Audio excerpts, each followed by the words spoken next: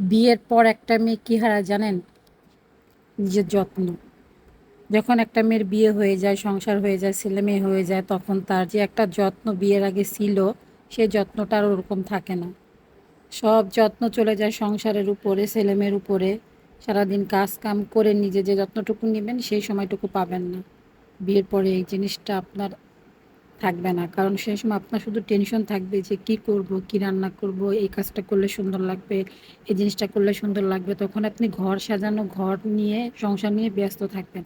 আপনার যে একটা